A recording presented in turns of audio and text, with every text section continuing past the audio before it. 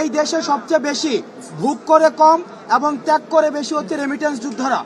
16-17 বছর বয়সে তারা দেশ থেকে চলে যায়, 50-55 বছর পর্যন্ত তারা শুধু দেশকে দিয়ে যায়, কিন্তু সেই অর্থে সেই বিনিময়ে কিন্তু তারা দেশ থেকে কিছু পায় না।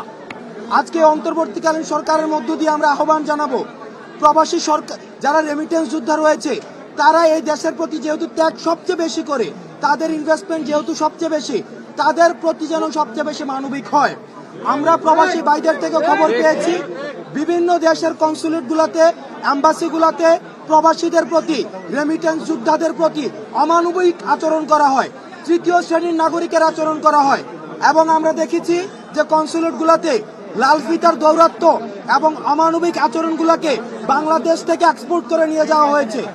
আপনারা যারা এম্বাসি গুলাতে রয়েছেন, কনসুলেট গুলাতে রয়েছেন, আমরা আপনাদেরকে আহ্বান জানাচ্ছি, এই প্রবাসীদের আয়ের উপরে ভিত্তি করে বাংলাদেশের অর্থনীতি দাঁড়িয়ে রয়েছে।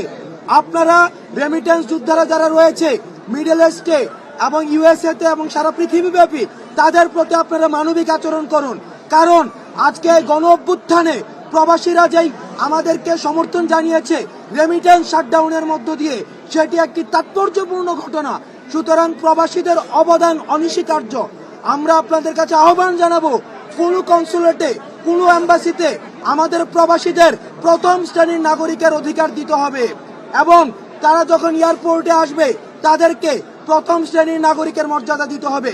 যারা দেশ থেকে টাকা বিদেশে পাচার করে তাদেরকে প্রথম শ্রেণীর নাগরিকের মর্যাদা দেওয়া হয়, কিন্তু যারা বিদেশ থেকে দেশে টাকা নিয়ে আসা হয় তাদেরকে তৃতীয় শ্রেণীর নাগরিকের মর্যাদা দেওয়া হয়, যেটিকে আমরা বৈষম্য বিরোধী ছাত্র আন্দোলন আমরা তীব্রভাবে নিন্দা জানাই।